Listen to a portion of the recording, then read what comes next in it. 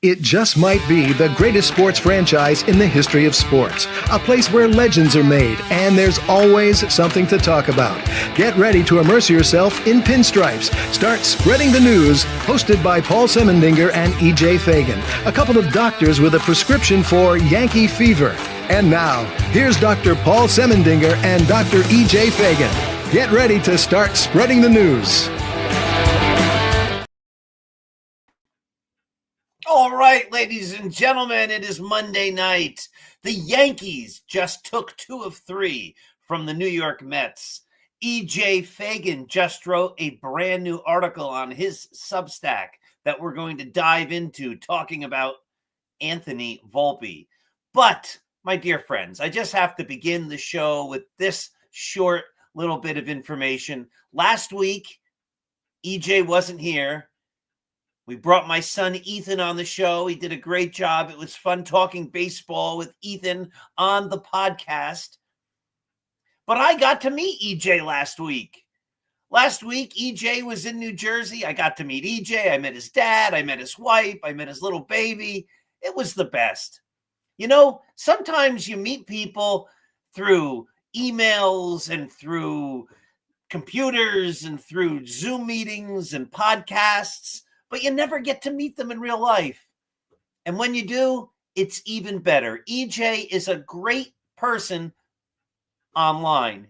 He's a better person in real life. And hopefully you all will get the opportunity someday to spend quality time with EJ and his family as I did last week. And ladies and gentlemen, it gives me great pleasure to introduce my friend, Dr. EJ Fagan. Thank you, Paul. You were great too. You're a lot taller than I remembered. You always said you were tall. And was I shorter than you remembered or imagined? Everybody looks short from this angle. So, Paul, it's great to see you too. I was glad to be back in Jersey. I always miss New Jersey, and wish I could get back more often. Yes. Off the record, just a general thought. I could give you more details. Will you be in New Jersey in late August? Unfortunately, I will not be. All right. Late August, I will be teaching here in Chicago. All right. Bad news. I mean, good news. Glad you'll be teaching. When does your semester start? We start usually the second to last week in August. Oh, all right. My semester at Ramapo, I think our convocation is the 27th. And then I think that's on a Tuesday. My classes are Monday and Thursday. So I meet I teach a freshman. So I get to, what's really cool, actually, I get to meet the kids. They come to my class first, their first year seminar after convocation. So I get to be their very first college professor, which is that's really great. Yeah. When I talk freshmen, it's always fun. It's always fun to be that first class. And it's a lot of fun. So I guess if the 27th, 2 days later, I guess, is the 29th, something like that. That'll be my first class. And EJ, I'm going to tell you about a new class I believe I'll be teaching, but that's not finalized and official yet, so I'll hold off on that. But if you're in the area, that might be a class you might want to come in and maybe even talk to the students about. If you're going to be, I guess sure. Not, because you'll be teaching. But if you you find yourself on the East Coast again, sometime between August and December, I might have just the class for you, because I'm going to now be teaching 2 sections. I pitched a class, and I think it's a go, but I don't have official notice on that. So let's talk Yankees, EJ. Yeah, Anthony Volpe. Now, pretty good. You just wrote an article. I only skimmed it because it just came out on your Substack. And in order to put it on Start Spreading the News, you mentioned some John Boy things that I'll have to edit. Because John Boy's standard for language is a different level than mine. Not a former elementary school principal, Jimmy O'Brien. No. So in the article, you reference some features that John Boy has that I can't even get in the vicinity of any of those words. But without talking about that specific feature, tell me your thoughts on John Boy, their perspectives and your perspectives on Anthony. I don't think it's just him. I don't think it's just him, right? I think I see this on social media, but I think you actually had some of these kind of ideas until we kind of looked at the numbers together. Just for the record, I was about to I have a Tuesday discussion, and I was frustrated yesterday, especially by Anthony Volpe's performance. And I was going to say, are we to the point where we're getting frustrated that his progression hasn't been there? But before I did that, of course, you do your research. And he has an OPS plus of 111, I think, according to Baseball Reference. And that's after the bad Mets series. Anyway, that's offensively. Yeah. That doesn't even help the defense. Yeah, look, I think again, I don't want to really single out Jimmy and Jake on the John Boy on the Talking Yanks podcast. They're great. I love the podcast. I'm a big fan. It's pretty much the only Yankees media I read other than my own, working on my own stuff or listen to. And I think this has been a blind spot of theirs for a while. And I think that it's I see it repeated in a lot of places. Maybe it's repeated from them. Maybe it's just something a lot of Yankee fans believe in. And it's basically that Anthony Volpe's a failure. And I just think nothing could be further from the truth. I think 2025 Anthony Volpe has been a raging success. And I was listening to their recap of the show for everybody. They give out an award, Yankee MFer, that is the one person who gets a demerit for the series. They each give out one pride of the Yankees and one player that's not very good, and that's normal. It's normal for someone who they like a lot, or anyone of us like a lot, to get that award if they had a bad series. And Anthony Volpe had a bad series. He went for 2 for 12, struck out 3 times. I agree. There's a couple of at bats where he didn't look great. But like the two that frustrated me is back-to-back walks. And then he swings at the first pitch. Bases loaded after back-to-back walks, swings at the first pitch. That's terrible. Then the next time he comes up, bases loaded, and it's 3-0. The guy's all over the place. He takes strike 1. Then he swings at ball 4 for strike 2. Then he swings at ball 4 foul to keep the count at 3-2. Then he swings at ball 4, the fourth ball 4 in a row, or third or fourth ball 4 in a row to strike out swinging. It wasn't a good day, right? It wasn't a good day. But hitters have days like that, and that's why you step back and you look at the numbers. Anthony Volpe's numbers this season are undeniably good, and I really don't think.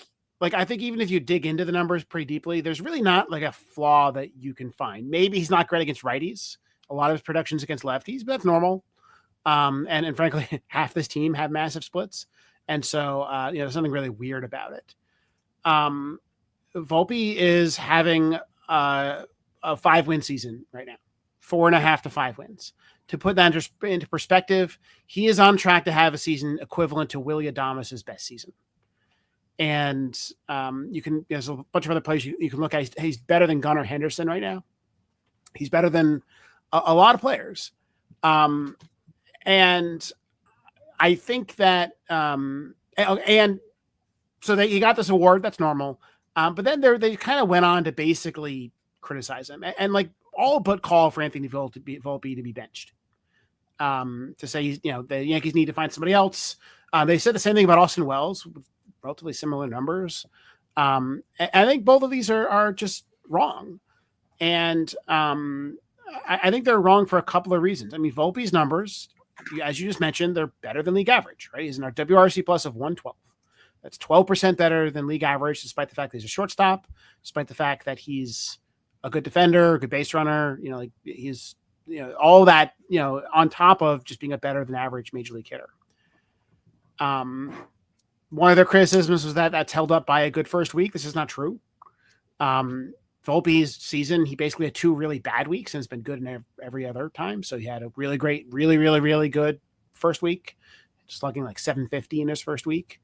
Had 2 weeks where he was awful. He was batting like 120, or I forget the number I posted online, really bad. And then after that, he reverted back to being well better than average.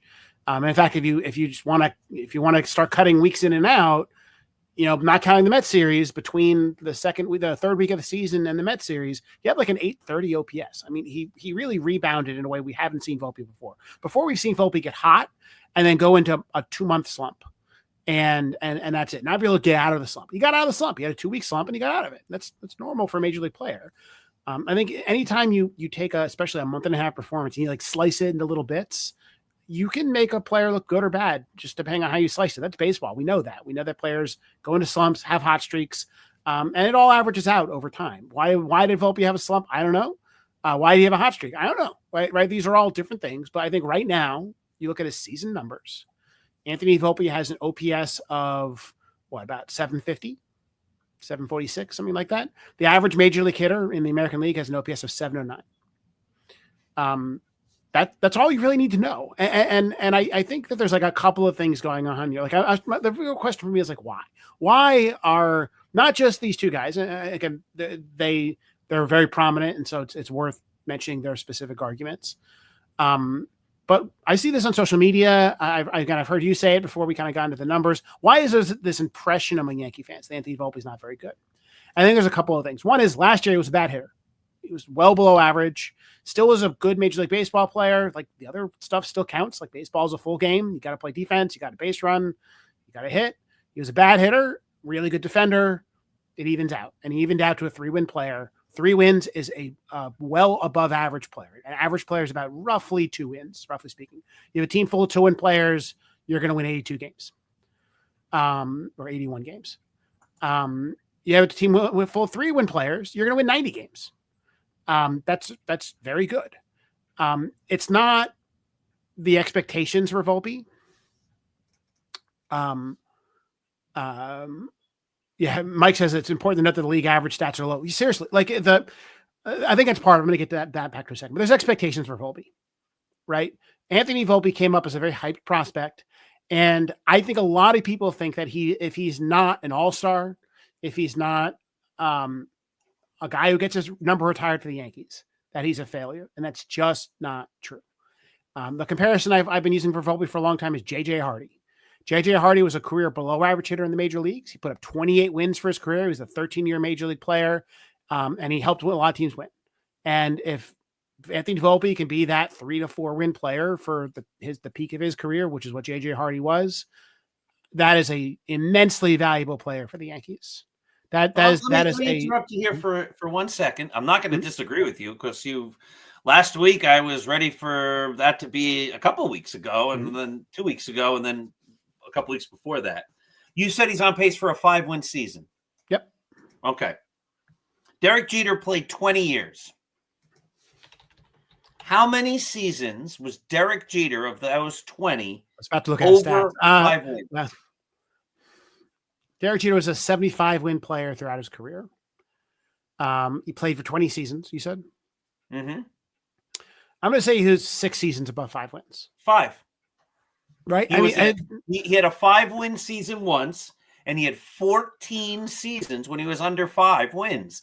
And listen, I'm a big Jeter fan. I think Jeter's great. I think he was great. I think I'll even go so far as to say all the negative stuff about his defense, I think was overblown. I mean, the numbers are the numbers, but he was obviously he did the job because the Yankees won a lot when he was their shortstop. So because he was a great offensive player, right? Like, right. I think he got the job done defensively because he had to. He's a shortstop. You can't hide him. The thing about Jeter is that he did it for a long time, right? Like this is a guy who won a batting title with like 36, whatever that 2012 I think season it was. I'll tell you, right? I mean, it was. I guess he didn't win a batting title. He never won a batting title. At 38, he had his like rebound season where he was had got MVP votes and was really good. And like that's a Hall of Famer, right? Like I just think it's an impossibly high standard. Let's talk about some normal players. Right. But if you're saying he's getting a 5-win season, you're talking about basically Willie Adames got paid $150 million. He's never had a 5-win season. Now, look, that's pace. Volpe probably isn't going to maintain this pace. This is the best pace of his career for the full season. That's just how averages work. But he could be a 3.5-win player, a 4-win player. That's a great baseball player. He does it because he's a shortstop. Like we have to forget, we forget this because there's a lot of really good shortstops in the league right now, but it's the second hardest position to play in the field behind catcher. Maybe center fielder. There's fewer really good center fielders in the league right now. Maybe you'd rather have a really good center fielder than a really good shortstop. Like that matters. And the fact is this year he hasn't been as good, but he last year and the year before was an excellent defensive shortstop. And I suspect he'll get better this season. It's a small sample. Defense is kind of hard sometimes. So hard to measure sometimes. or he's just kind of had a couple of bad plays and that sinks his defensive numbers. Like there's nothing wrong here. There's no discussion here about a bad player. I mean, this is a good player. This is a player. Maybe he's not your leadoff hitter at a 740 OPS. He is on some teams. There's a lot of teams where he'd be the leadoff hitter. There's a lot of good teams where he'd be the leadoff hitter. Again, Gunnar Henderson, Adley Rutschman are much worse right now than Gunner's about the same, but Adley Rutschman much worse than Derek Jeter. Now the Orioles are bad. That's one of the reasons why they're bad. Is that those players, their stars aren't performing. But if you think about Derek Jeter about Anthony Volpe as a 6-hitter, a 7-hitter, a hitter that is good but not top of the lineup on a championship team, well, then it's fine, right? This is again a guy who's an above average hitter. If the average hitter is whatever, a 6-hitter, a 5-hitter, something like that, well, he's better than that. If you had a full cloning, a team of Anthony Volpes, so you cloned him 9 times, and every batter on that team was Anthony Volpe, they would be the 4th best offense in the league. And it's not even close. There's like a good in the American League. There's a good 12 teams.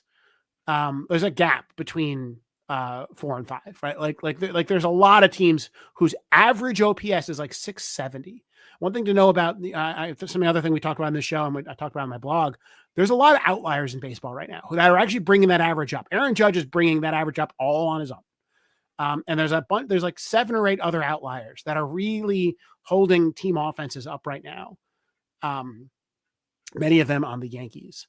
The typical baseball player, not the average, but the typical baseball player, the median player is worse than the average by a lot. And it just tells you that the Anthony Volpe is an asset. I think I was trying to figure out in my head why is this perception sticky, not just among prominent fans like the two of them, but also other fans around. And I think I have three answers. One is I just don't think people have internalized how bad Major League hitters are. That's what Mike said in that comment before. The average American League hitter is a 700 OPS. That is way lower than it was in 2009, 2010, in the juiced ball era, when you had about a 750, 760 average OPS. Huge difference. So you add 20 or 30 points to the average OBP. That's a very different player. The average OBP was like 330 not that long ago. Now it's like 312. Very, very large difference. The average batting average used to be about in the 260s, I believe. There's a point in my lifetime where it was in the 270s. Now it's in the 230s. So if Anthony Volpe is hitting 225, that's not that bad. It's not great. You would prefer higher, but it's not that bad. And so that's one thing. People haven't internalized. I remember same guys, and again, I don't want to criticize just them, but they said something that I'm sure others say. They were talking about Jason Dominguez. They said, what is a success for Jason Dominguez? A successful rookie season. And I think one of them said, I think I'd love a 760 OPS. Like, give me a solid 760 OPS and I'm happy. And the other said, like, no, that's not enough, right? Like, I need more out of Jason Dominguez. And I'm like screaming at my phone being like, bros, that's great. A rookie with a 760 OPS. There was one of those last year, Colton Cowser, and he was like 800. That's it. That's all of it, right? I mean, it really gives you perspective on Ben Rice, how great he's been. It gives you perspective on how great Aaron Judge is, right? Like how Austin Wells, who, like, you'd be surprised, is a top 50 hitter in the majors right now, even though he's having what feels like a bad start to the season. You need to internalize how bad hitters are right now. So when you look at numbers, because if you look at numbers thinking about, how you remember batting 10, 15 years ago, you're just going to be wrong. You're just not going to understand what a good hitter is today. Well, you made that point also in numerous articles over the last couple of years where you compared Judge. Yeah. You look at his numbers just on their face and they're amazing. But you took it the extra step that compared him to the league and talked about how he is a much bigger outlier in performance than what you saw in even big eras when Babe Ruth and Lou Gehrig were playing, that he they were closer to the mean or whatever. You had made that point. Well, that the way I put, there used to be more offense down. variance. So there used to be more outliers, and there's now fewer outliers. The fact the judge is outlying is interesting. Volpe isn't an outlier, right? Volpe is an above average player. He's right in the meat of the distribution. But one thing to remember is that the distribution is now left skewed, meaning that there are more players worse than average than better than average. And so Volpe being above average is is nice. It's not, again, I don't think he's not that far above average. And even if he slowly becomes an average player, as a shortstop who's a good defender, that's really good. That's like a very good player on your baseball team. When you think about what Aaron Judge is doing, the player to compare him to is Barry Bonds, right? Aaron Judge, Barry Bonds, very similar players. Let me take one step back because you made one other point. Then we'll do Judge. You said that Volpe might only have a 4 WAR season. Derek Jeter played 20 years. He had 8 seasons over 4. So listen, you've gotten me to drink the Kool-Aid. I get down on Volpe. Yesterday I said he doesn't walk enough. I was sort of being sarcastic there. He's a great walker. He walks a ton. Well, he wasn't last year. And my point was he didn't take those pitches in those big spots in a close game. Like, know your situation, buddy. Don't swing at ball 4 times in a row. And after not taking any pitches the time before. But the bigger point, EJ, is that if he gets a 4-win season, that's Jeterian territory. Well, I mean, like Jeter, but like lots of players will do a 4-win season a couple of times, right? The Jeter, I want to be clear. Like Jeter is a Hall of Famer because he did it for a long time, right? He did it year after year after year, and occasionally he wasn't just a 5-win player; he was like an 8-win player. He had a couple. His best year, 8 wins, 7.5, 6.6, then 5.6, 5.2, 5, 4.6, 4.2.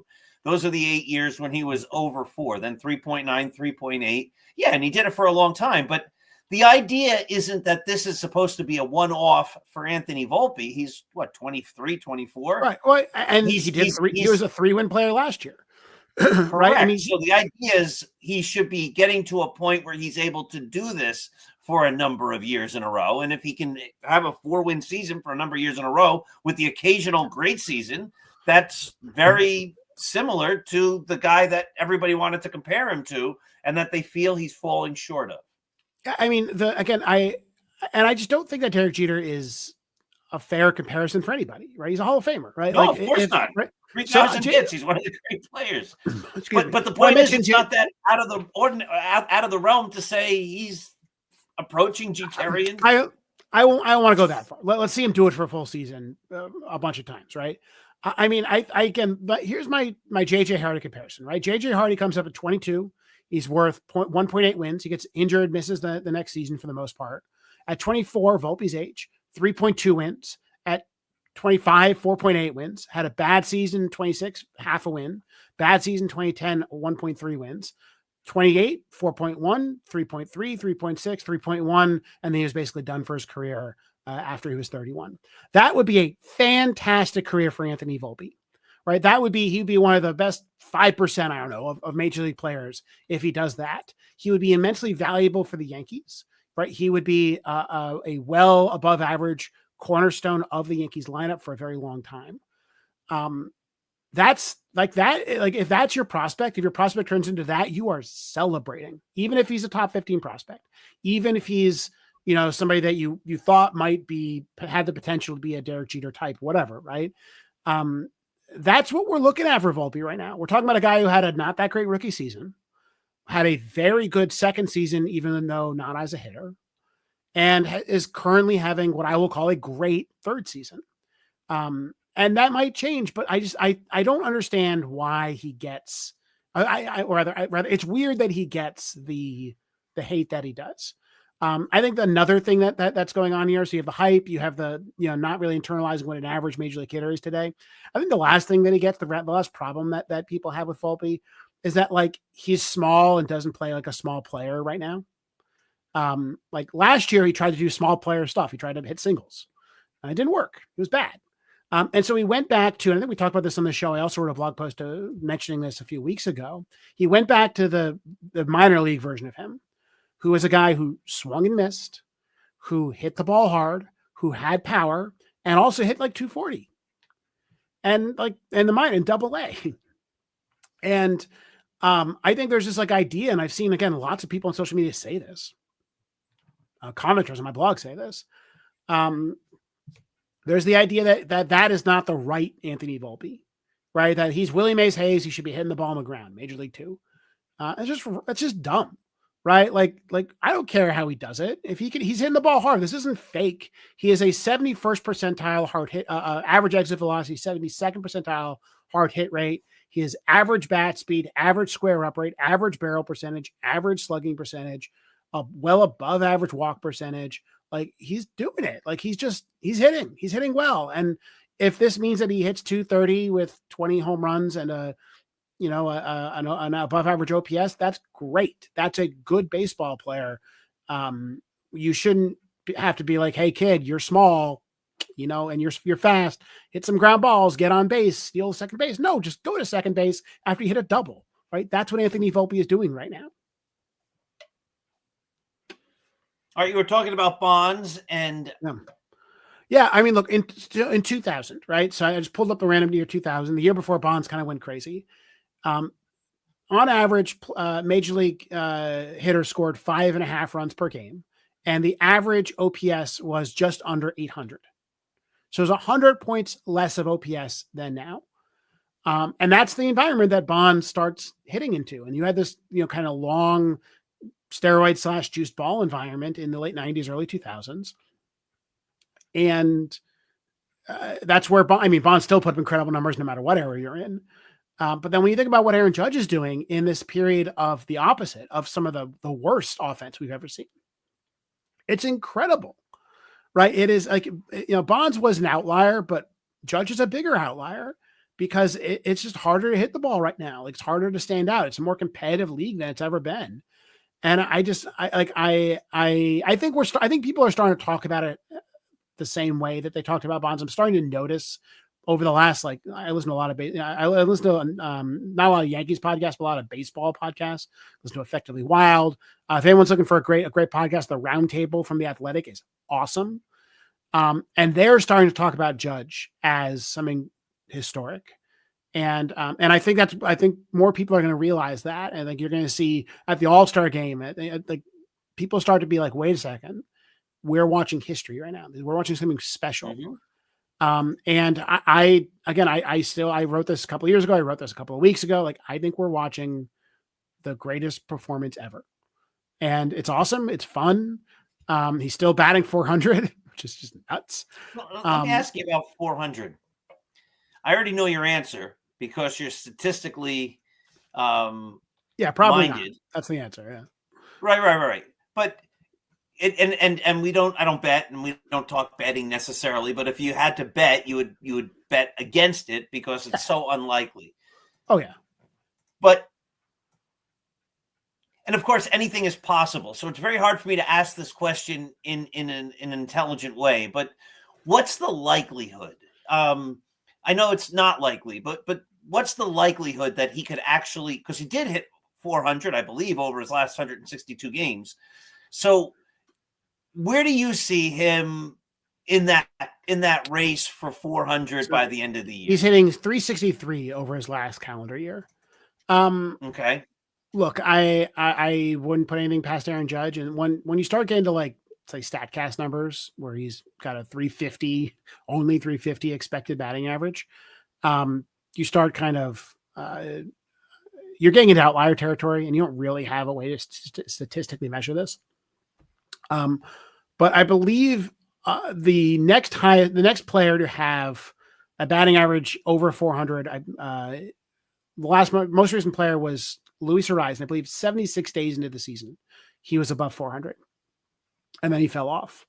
And before that, I think it was like the 94 strike shortened season when we had a couple of guys like Tony Gwynn was at like 390 or something when the strike ended. It's rare for a reason. It's hard, right? Aaron Judge, I was thinking the other day, Aaron Judge could go 2 for 5 with 2 doubles and his OPS would go down. and his batting average would go down, and his on base would go down. Right? That's crazy. That's just like not like 2 for 5 with 2 doubles. That's like a dream day for a major league player. And Aaron Judge could be like a bad day for a Judge with his current numbers. That just tells you how incredible it is. You could get into a world where he gets walked a lot. Maybe that helps his batting average. Kind of, not really, because it doesn't really help the batting average. So I believe Ted Williams said in order to hit 400, you have to be walked a lot. Of course. And like, you have to be walked by the right pitchers. But like, I just basically, so the way to think about this in terms of walking, right? You're more likely to hit 400 over a small sample. That makes sense to you, right? Like it's easy to hit 400 over 10 days, walk more, over 1 month, right? Exactly, right? So if you, instead of having 700 at bats, if you get walked 150 times, and that's 550, that's kind of like the strike shortened season, right? You kind of have a little bit more leeway that way. But like, it's still hard. Like, I mean, the crazy thing is that he's not a light hitter. He's not Luis Arias, who was striking out 4% of the time and poking singles over the infielders, right? He's leading the league in home runs. he's leading the league in on base and slugging. It's just, we've never seen it before. We'll never see it again unless Aaron Judge keeps doing it.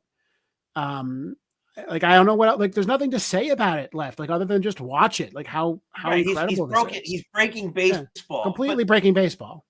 So season ends, he hits 402. Are you surprised? Are you just resigned? Yes, I am surprised. Yes, I am surprised. Yes, I am surprised. You have to be surprised. You have to be surprised if he hits 370. Right? Think about that. Think about it going, oh, well, maybe he'll just hit 370. Oh, what?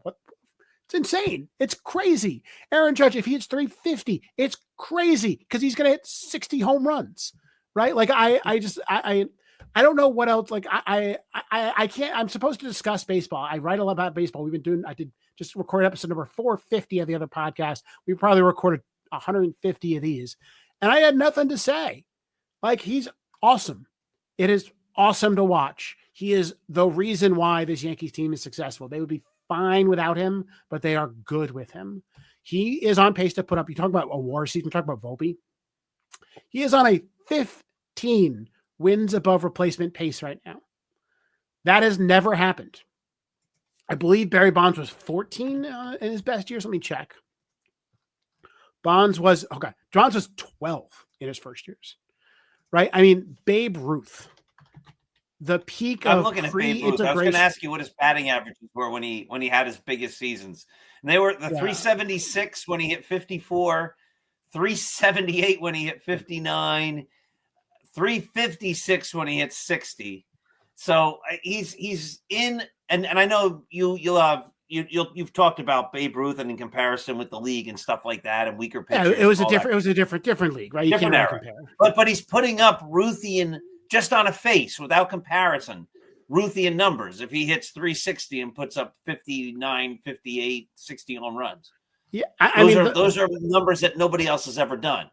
I mean, the ultimate record that Judge could break, 'cause he's not going to break the home run record. There's a couple of the records that he couldn't, is single season WAR. I believe Ruth's 14 wins it. I actually, hold on, let's go. Best single season WAR of all. Ruth had a 14.1 in 1923. So Ruth has okay. This is crazy. Ruth has the top three. 14, 12.8, 12.6. 14 is going to be hard. Like, that's insane, right? Judge could easily come in second. Like he wouldn't have to drop off that hard to come in second. Even if, Judge's on Baseball Reference 10.8, he did twice. The only other modern season that comes close is, I guess, Yastrzemski had a 12. Ripken had an 11.5. Like, Judge could break all of these. I mean, Shohei Ohtani could be hitting like last year and pitching, and Judge might still be better. It's just crazy. I don't know what to, like, I don't know how to say it other than we're watching the GOAT. We're watching the best ever. And it's incredible. Joseph, hello to you. Joseph sent us a little comment. He said, "What's up, guys?" What's up, Joseph? So Mhm. Yeah. So like I think like I Aaron Judge, that contract he signed is going to go down as one of the best bargains in sports, which is All nuts right. because What it's if a he four bombs hundred the million next dollar 8 years? contract. I mean, if so, Fangraphs has a way of quantifying this. So they'll actually, I forget exactly how they do it, but they took like the average amount of wins above replacement by free agent, and then they calculate the cost of a win on the free agent market every year. And so you can just look at his numbers and say, okay, like how much money would you have paid for that performance? So he signed after 2022. His 2023 season, which wasn't great, was a $38 million season. His 24 season was worth $90 million, according to Fangraphs. And his season in 2025 has already been worth $33 million, according to Fangraphs. So if you just do the math there, right, we're talking about he's already been worth $150 million. It's year 3 of the contract. Or more than that, more than 150 million. I'm not doing my math right. $175 million, something like that. That's nuts, right? I mean, this contract is It's almost half. It's a $400 million contract. Yeah, 3 and years look, in, he could be this good for a long time too, right? Like when we looked at Barry Bonds was a high performer till he was 40. Judge maybe goes that track, maybe tails off at 36. I don't know. He's still got lots of time, and he's still getting better every year. I mean, he's again having the best season ever. Nothing is slowing down. Just don't run into a wall, and we're good. What about you the should argument DH in that Los Angeles, by the way? Yes, mine. What's that? You should DH when we go to Los Angeles. Don't put him in right field, please. Put him in center. I don't care. Yes, don't put him in right field. I hear you on that. What about the argument that Bonds, it was chemically enhanced? So that's the only reason he was able to do it into his late 30s. Again, this is this is where I'm a little weird. I basically have no problem with it. Like, it was accepted practice in baseball at the time. There were no sanctions for it. It was only technically against the rules. It wasn't actually enforced. It's like, are you speeding if nobody's enforcing the speeding tickets and everyone else is speeding?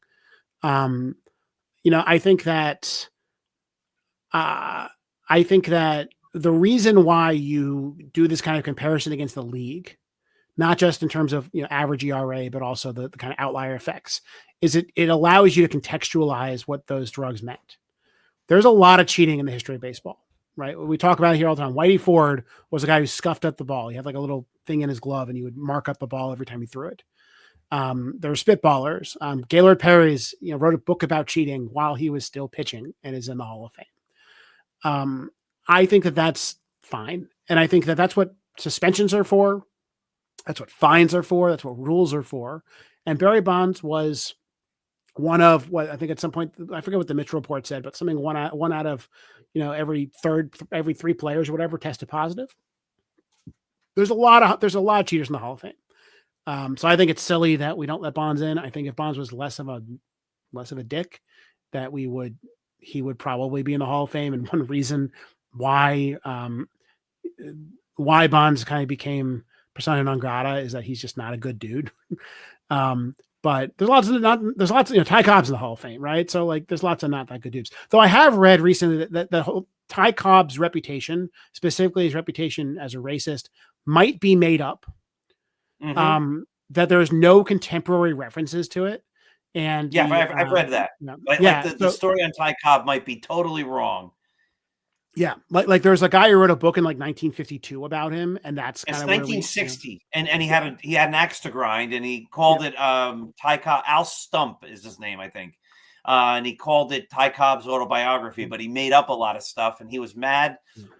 So there was an argument or some disagreement that they had, and then he just published. He was like a beat writer or something after Ty Cobb died. Is how it goes. Yeah. And that we have like some contemporary like sources showing like Ty Cobb like barnstorming with all black teams and like stuff that you wouldn't expect given kind of his modern reputation. And I don't have all this on my fingertips, but his parents weren't racist. His dad was a doctor in the South who helped people, didn't care what I mean. There was stuff like that. Like there's just no contemporary evidence of it. Like, and frankly, there should be, because he is a human being, a white human being living in the 1920s. Like, there's a lot of really racist, right, like, right. And so the fact that there's no contemporary evidence of it is telling. And again, the fact that he barnstormed with a Negro Leagues team is I think really telling. I don't know. I mean, misinformation lasts is the answer there. 1 second. Yeah, so that's my Aaron Judge take. I am now watching to see if he is about to have the best, or going to be up there with Ruth's 14-win season as the best of all time. That would be a real accomplishment, really, really special. Amazing, and yeah, we're watching greatness, unparalleled. Without getting too much into the steroids and stuff, I have opined as well. It's selective outrage, it's selective anger, it's selective enforcement of bonds can't go in, but this other guy, like David Ortiz, supposedly had a positive test. That's okay. And we like Ortiz. We like Ortiz. He's a nice. We like David Ortiz. Yeah. He's he's Big Poppy. But A-Rod's a villain, so we can't let him in. Yeah. Right. You can't let right. But the managers, Joe Torre managed some of those steroid guys. Yep. Won World Series because of those steroid guys. Tony Baker is going into the Hall of Fame, right? Steroid guys. Dusty Baker managed Barry Bonds. Yeah, correct. And Dusty's not in yet, but he will be. He will be. And the Bud Selig is in the Hall of Fame. Correct. So if their reputations, they're not Hall of Fame managers if those guys aren't doing what they're doing. It's silly. And I mean, we've talked about this before. I think, if we want to talk about Pete Rose, we can talk about Pete Rose. I'm so sick of Pete Rose. But it's a different conversation than that. It is a different conversation. I'm going to give you my Pete Rose take. You heard it here first. I wrote this the other day. Pete Rose isn't the only guy who is now eligible for the Hall of Fame. But there's a lot of noise. And listen, Pete Rose is not a good guy, but there's a lot of not good guys in the Hall of Fame. We went through that as well. And guys that people remember as good guys. You could go onto start spreading the news into the Pete Rose article, and you could link some of the stories of not gossipy stories of baseball players. These are the Sabre biographies, like official, well-researched biographies of guys who everybody thinks are wonderful. Leo DeRocher was involved in gambling and stuff like that. But I don't even care about Pete Rose necessarily because there's so diverse opinions and so much two sides that are so far apart. But here's my prediction.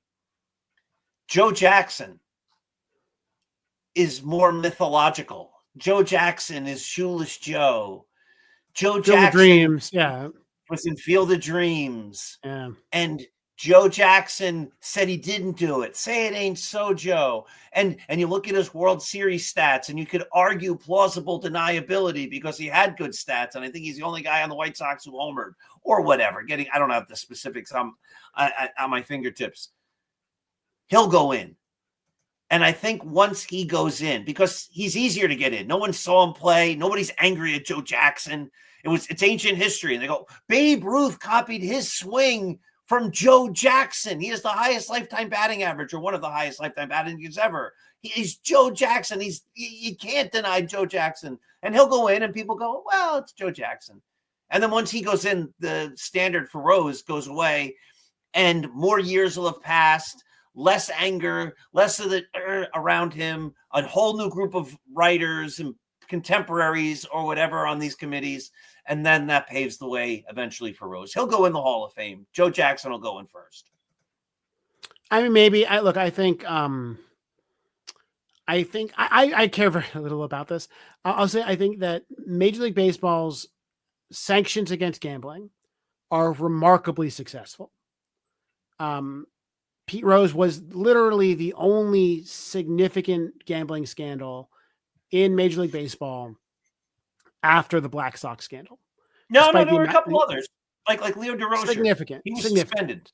Significant, like Star, right? Like there's a big manager. He was going to be Jackie Robinson's manager. They suspended him right before it. Okay, I'll give you what I'm saying is that in my lifetime, gambling on baseball by baseball players has not been a problem. And there's lots of sports leagues where it is a problem. Mm-hmm.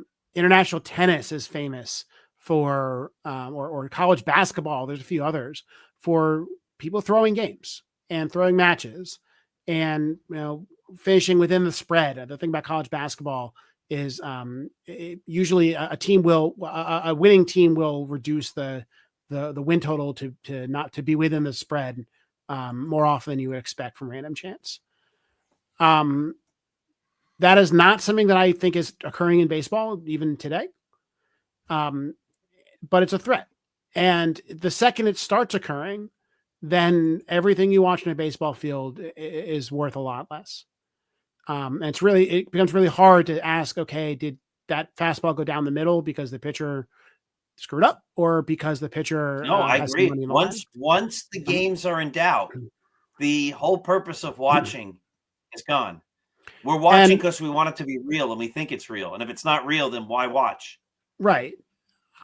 And look, letting some guy who's dead be voted to the Hall of Fame, not a big deal. But I worry about standards eroding. So if the long-term standard is you're on the permanently ineligible list until you're dead, I'm okay with it. I don't care. It's a museum. The Hall of Fame is a museum. It is okay to have flawed figures in the museum. And I would hope that a plaque would note the scandals, would note that they were inducted posthumously. I think that in terms of individual incentives, they're still the same. He's dead. He doesn't get to go give a speech at the Hall of Fame. He doesn't get to be redeemed. I'm assuming he still doesn't, like, his family's not going to get a pension, that kind of stuff. But if you erode it any further, then you are risking existential damage to the game. And that would be very sad. It'd be bad for baseball. I honestly don't understand why this became a thing. I as somebody who didn't grow up watching Pete Rose, like, I don't understand why this has been people's cause for decades. I don't understand why ESPN had a trial. To me, it's just like, he's the guy who broke the rules and now he has to live a not that great life anymore. Right. Like, I once was in Las Vegas and I walked by Pete Rose giving autographs at like a shitty bar. Sorry for my bad language there, Paul. At a not very nice bar, at a dive bar, right? Probably wasn't making a lot of money there. I'm assuming he kind of needed the money. That is the price he pays for betraying baseball. And he paid it. He is now dead. And I just hope that the next Pete Rose isn't forgiven long before that. Yeah, I hear you. So let me throw one more thing at you here as we're at the 50-minute mark, just about. Mm-hmm. I wanted the Yankees to re-sign Soto. I believe the Yankees could have afforded Soto and still gotten all the players they got. But I think it's also reasonable to say that if they had signed Soto, they would not have gotten Max Fried. You were spending $760 million on Soto. I don't think the way the Yankees operate, they'd get Max Fried. And again, I wanted Soto, and I'd be thrilled if Soto was a Yankee. And I know his numbers are down. He didn't do great in the series and blah, blah, blah. That's not any of my point. But the Yankees, with Soto from last year and no Max Fried, are probably not as good as the Yankees with Max Fried. What do you think? Yeah, I think that one of the problems of re-signing Soto was always that he never really made a lot of sense on the team. Right? You forced Aaron Judge to play center field, or DH if Giancarlo stands out, and having two right fielders makes no sense. You're not going to play Soto in left. Judge doesn't want to play left, and Judge is a really good, as we've seen this year, defensive right fielder. And I think that is still true. Soto's a great hitter. If you could have convinced him to do a Bryce Harper and play first base or DH, then I think you're fine. But there was always the problem of that the Yankees ending last season had a roster that wasn't filled out, that had holes, was a bad athletic team, was a bad defensive team. And the alternative to spending a lot of money on Soto was to try to fix all those other problems. Had you signed Soto, I don't know, Caleb Durbin's your third baseman or second baseman. Jazz Chisholm's playing out of position at third because I don't think Durbin can play third. You're talking about a center field, an outfield of Judge in center with Dominguez in left and no Cody Bellinger. Maybe Trent Grisham's in there somewhere. Maybe you're not talking about Goldschmidt at first. You're talking about Rice at first. That might be fine. But we didn't know that. But you wouldn't have known that. That would have been a bad bet. So like maybe you're talking about Max Fried. Maybe you're talking about instead of Max Fried, you go out, you get someone who's not that great. The Yankees were able to really fix a lot of problems. And I think we're looking at a more fun roster. Mm-hmm. And is it a better roster? It's on pace to be worse as a team, but the run differential is suggestive that maybe they've gotten a little unlucky. If you kind of give them their expected win-loss, they're a little better than last year. I think I also think it's a better team long-term. I worry about that Soto contract. And we said it when he was signed. I was like, look, I think they might dodge a bullet here. This is a long-term contract for a guy who is good, but I actually think has always been a little bit overrated or has been a little bit overrated. Soto is a very good hitter, but he has had seasons where he is nearly solid, meaning that when you account for the defense, he's got some seasons. So 2022, he was a 3.7 win player. I'm sorry. He was a 5.5 win player. 23, he was a 5.3 win player. Even 24, he was a 7.9 win player last year, which is really good. It wins an MVP many seasons, but it's not Aaron Judge level. And you're paying him like that player every year. And I think there's a good chance the Mets have not bought a 7.9 win player every year. They've bought a guy who in the bad years will be a 5 win player and in good years will be a 7 win player. And that's expensive. And then you got to take for the back end of that contract where he gets a little older. He slows down a little bit. His defense gets worse. Maybe he's a DH. Then he's a 4 win player, a 5, then it starts to look kind of awful. The case was always, well, he's so young that you're going to get 5, 6 really, really good years out of him. And then he take the decline. And that's not a bad case, right? He is very young. But this season, he has a 136 OPS plus, right? He has a 379 on base, a 443 slug. I'm sure he'll get better than that. I'm sure if I go to StatCash right now, I'm going to find that his numbers are a little bit unlucky. But that's not really the point. Juan Soto is not going to have last year's numbers at the end of this year. Not even close. Because he hasn't been great. In fact, he had kind of had a bad second half or last couple of months of last season. And a lot of that's defense. A lot of that is declining athleticism. His sprint speed has gone down this year. His defense has gone down. Looking at his StatCast numbers, I think his offense is still pretty good, actually. So I think he might have just been getting a little bit unlucky. But I think that I'd rather watch the current team where you have a bunch of young guys, you have some veterans. I'm enjoying watching Cody Bellinger now that he's playing well. Oh my God. I've been saying that for a while. He is so sound. He's just Trent Grisham is unbelievably good. So good that he makes everything look like easy, like too easy, like he's not trying. But there are times when he looks terrible because he goes for the ball and he's taking the wrong route or something. You go wait a minute, I thought you were a great defender. You don't look great.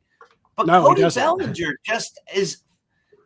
Cody Bellinger's fundamentally sound without looking like he's overdoing it. Harrison Bader was fundamentally sound, but he was so exaggerated in his movements.